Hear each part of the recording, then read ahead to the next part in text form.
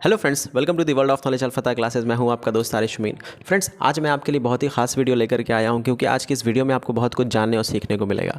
आज की इस वीडियो में मेरे साथ दो मेहमान हैं, एक शहनवाज आलम है और एक शादान रियाज़ है। ये दोनों अल्फता क्लासेस में 2024 में पढ़ा करते थे 10th के बैच में, और इन्होंने उसी तैयारी के दम पे बहुत अच्छा स्कोर किया मैट्रिक एग्ज़ाम में, और उसी तैयारी से इन्होंने जवाहर नवोदय विद्यालय का एंट्रेंस एग्ज़ाम दिया और उसको क्वालिफाई करने में सफल हुए। तो आज की इस वीडियो में हम जानने का प्रयास करेंगे कि आपने कैसे तैयारी किया, कितना देर पढ़ा, क्या पढ़ा, सिलेबस कैसे बनाया, नोट्स कैसे बनाया, और आपने आगे से कौन सी स्ट्रैटेजी को फॉलो किया कि आप सफल होने में कामयाब हो पाए। जबकि बहुत सारे बच्चे तैयारी करते हैं और किसी बारीक सी कमी की वजह से, छोटी सी कमी की वजह से उनका सिलेक्शन नहीं हो पाता है। तो आज की इस वीडियो में उसको दूर करने का प्रयास करेंगे। सबसे पहले शॉर्ट इंट्रो ले लेते हैं इन लोगों के बारे में। आइए देखते हैं। बहुत बहुत वेलकम आपका शादान जी। हाँ, अल्फता क्लासेस में आपका बहुत बहुत स्वागत है, और शहनवाज आपका भी बहुत बहुत स्वागत है। आप बताएं अपने बारे में थोड़ा सा। जी, मेरा नाम मोहम्मद शादान रियाज़ है और मैंने 2024 में अल्फता कोचिंग क्लासेस से मैट्रिक की तैयारी की थी, जिसमें अल्हम्दुलिल्लाह बहुत ही अच्छा नंबर से मैंने पास किया था, जो कि 441 था और परसेंटेज में 88.2 था। और वही तैयारी के बेसिस पर मैंने जवाहर नवोदय विद्यालय का एंट्रेंस एग्ज़ाम दिया, जो कि मैंने क्वालिफ़ाई कर लिया और मेरा जवाहर नवोदय विद्यालय में द्योति सारण में एडमिशन हो गया है। और मुझे बहुत ही खुशी है इस बात की कि मेरा वहाँ एडमिशन हो गया है और मैं वहाँ जाना चाहता था पहले से पढ़ने के लिए। बहुत बहुत कांग्रेचुलेशन सदान कि आपका एडमिशन हो पाया जवाहर नवोदय विद्यालय में, और हम उम्मीद करते हैं कि आप अपनी ज़िंदगी में बहुत कामयाब होंगे और आगे बढ़ेंगे। और शहनवाज आप बताएं।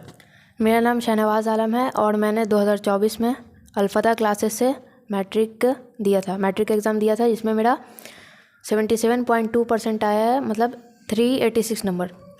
और उसी दौरान मतलब जवाहर नवोदय का एंट्रेंस एग्ज़ाम चल रहा था, तो मैंने एंट्रेंस एग्ज़ाम को दिया और उसको मैंने क्वालिफ़ाई कर लिया है और मैंने वहाँ एडमिशन भी करा लिया है। बहुत बहुत कांग्रेचुलेशन शहनवाज आपको भी कि आप एडमिशन लेने में सफल हो पाए। बहुत सारे बच्चे सोचते हैं कि उनका एडमिशन हो जाए जवाहर नवोदय विद्यालय में, लेकिन हो नहीं पाता है, और इन लोगों ने ये कर दिखाया है। तो बहुत बहुत मुबारकबाद के हकदार हैं ये दोनों। बहरहाल हम आपसे पूछेंगे, आपको ये पता कैसे चला जवाहर नवोदय विद्यालय के बारे में, क्योंकि 10th क्लास के बच्चों को इसके बारे में पता ही नहीं होता है कि ऐसा भी कुछ स्कूल होता है सेंट्रल लेवल पर CBSE बोर्ड का, जहाँ से आप बहुत ही कम पैसे में पढ़ाई कर सकते हैं। तो आपको इसके बारे में जानकारी कहाँ से मिला? जी, हम लोगों को भी नहीं पता था कि कोई ऐसा स्कूल होता है जहाँ इतना अच्छा पढ़ाया जाता है और सेंट्रल लेवल पर है। तो ये सब हम लोगों को अपने कोचिंग ही से पता चला, क्योंकि हमारे कोचिंग ही में सब एंट्रेंस एग्ज़ाम के बारे में बताया जाता है बहुत सारा, और ऐसा यहाँ पढ़ाया जाता है कि आप कोई भी एंट्रेंस एग्ज़ाम क्वालिफ़ाई कर सकते हैं। यहाँ 10th का ऐसा पढ़ाई होता है। तो हमको कोचिंग ही से इसके बारे में पता चला कि कोई जवाहर नवोदय विद्यालय है जहाँ का एंट्रेंस एग्ज़ाम है, इसको आप क्वालिफ़ाई करेंगे तो आपका एडमिशन होगा और आपको फ्री ऑफ कॉस्ट आपका पढ़ाई होगा। तो वही कोचिंग से पता चला। बहुत सही। और आपको कहाँ से पता चला, बताएं थोड़ा। हमको भी अल्फता क्लासेस से पता चला है ये बात कि जवाहर नवोदय में फ्री का मतलब पढ़ाई होता है और बहुत अच्छा पढ़ाई होता है, रहने सहने के लिए भी रहता है। तो अल्फता कोचिंग से हमको पता चला तो हमने एग्ज़ाम दिया।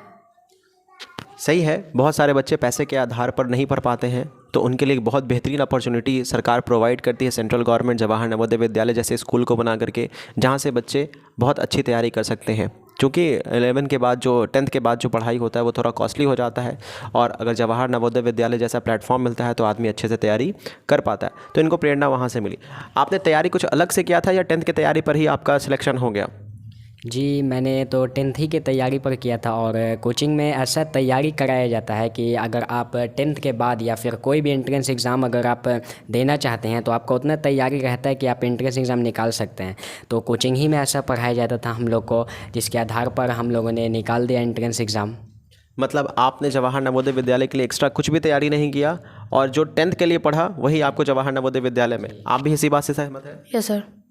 इसी बात से सहमत है, क्योंकि इन लोगों का जो एंट्रेंस एग्ज़ाम होता है जवाहर नवोदय विद्यालय का, इनके एग्ज़ाम के ठीक 3 दिन पहले हुआ था। तो इन लोगों के पास बहुत प्रिपरेशन का समय नहीं था, और ये लोग ने 10th का एग्ज़ाम की तैयारी की, और उसी के आधार पर 3 दिन पहले चूँकि एग्ज़ाम हुआ तो इन्होंने पहले एंट्रेंस एग्ज़ाम दिया, उसके बाद बिहार बोर्ड का एग्ज़ाम दिया।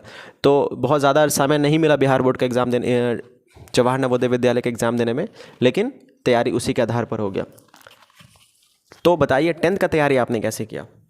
जी 10th का तैयारी हम लोगों ने जैसे दिन भर में हम लोग 6 घंटा मान लीजिए पढ़ते थे और रात ही में हम लोग ज़्यादातर प्रेफर करते थे नाइट स्टडी करने का। कोचिंग में जो पढ़ाया जाता था उसको घर पे जाके पढ़ते थे। उसका मैथ का क्वेश्चन हो गया जैसे कोई भी उसको बार बार जाके सॉल्व करते थे। 10th का तैयारी करते थे, बोर्ड का तैयारी रहता है तो दिमाग पर बहुत ये रहता है बोझ और उसी पर तैयारी करते थे। फिर कोचिंग में जो पढ़ाया गया उसको घर पे जाके पढ़ा, वही सब किया। प्रीवियस ईयर क्वेश्चन के बारे में क्या कहना है आपको? अगर हम 5 साल का प्रीवियस ईयर क्वेश्चन करें तो बोर्ड का तैयारी कैसा हो जाएगा? अगर हम लोग प्रीवियस ईयर का अगर देखें तो बहुत ही इजी हो जाएगा, क्योंकि 5 साल में वैसा वैसा हर एक क्वेश्चन होता है जो आ चुका रहता है। हर साल मतलब रिपीट किया जाता है तो बहुत सारा क्वेश्चन होता है कि मैच हो जाता है। तो प्रीवियस ईयर मतलब अगर क्वेश्चन देखेंगे तो बहुत ही बेस्ट रहेगा। मतलब प्रीवियस ईयर क्वेश्चन बच्चों को करना ही चाहिए, है ना? 5 ईयर कम से कम 5 साल का प्रीवियस ईयर क्वेश्चन करना चाहिए और उसके आधार पर हो जाएगा। तो अगर आप अच्छे से जवाहर नवोदय विद्यालय का तैयारी मतलब अच्छे से अगर आप बोर्ड का तैयारी कर लेंगे तो आपका जवाहर नवोदय विद्यालय में भी एडमिशन आराम से हो जाएगा। उसके लिए कुछ एक्स्ट्रा करने की ज़रूरत नहीं है। लेकिन अगर आपको आधार हो तो किताब कौन सा पढ़ना चाहिए जवाहर नवोदय विद्यालय के लिए? NCERT या बिहार बोर्ड का कोई किताब? जी हम तो NCERT प्रेफर करेंगे, क्योंकि NCERT जो है बहुत ही बेहतरीन किताब है जिससे आप कोई भी एंट्रेंस एग्ज़ाम 11th के बाद आप क्रैक कर सकते हैं। जैसे अलीगढ़ AMU हो गया, जामिया हो गया, ये सब NCERT ही पर ही बेस रहता है। NCERT अगर आप अच्छे से पढ़ लेंगे तो फिर आप जो है किसी भी कोई भी एंट्रेंस एग्ज़ाम क्रैक आसानी से कर पाएंगे, मेरा ये कहना है। मतलब NCERT is the best book. अगर NCERT के ऊपर आपका कमांड है, आपने 10th क्लास में कमांड कर लिया है तो आप आराम से जवाहर नवोदय विद्यालय जैसे एंट्रेंस एग्ज़ाम को क्वालिफाई कर सकते हैं। सही है? जी सर। जी, इनका भी कहना है वही सही है। अब इंटरव्यू के लास्ट फेज़ में आते हैं हम और इनसे कुछ आखिरी सवाल पूछते हैं कि आखिर इनको तो प्लेटफॉर्म मिल गया है तो आगे ये भविष्य में क्या करना चाहते हैं, जानने का प्रयास करते हैं। शदान, आपका भविष्य में क्या है बनने का? जी मेरा भविष्य में इंजीनियरिंग प्लेटफॉर्म में जाने का मेरा सपना है, क्योंकि मैं चाहता हूं कि मैं IIT में पढ़ सकूं। JEE एडवांस क्वालिफाई करने के बाद इंडियन इंस्टीट्यूट ऑफ टेक्नोलॉजी में मेरा यही सपना है वहां से BTech कंप्यूटर साइंस इंजीनियरिंग का जी की कर सकूं। और उसके बाद उसके आगे क्या करना है? फिर उसके आगे अगर मौका मिला तो एक बार UPSC ज़रूर देना चाहूँगा या IAS का। बिहार का बच्चा जो है कुछ करे ना करे UPSC ज़रूर देता है।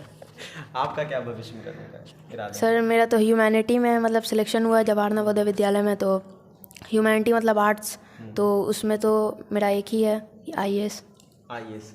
कहा ना, बिहार का बच्चा कुछ करे ना करे IAS ज़रूर फोड़ता है और अपने एग्ज़ाम अपनी ज़िंदगी में एक ना एक बार IAS का परीक्षा ज़रूर देता है। तो हम आपके उज्जवल भविष्य की कामना करते हैं।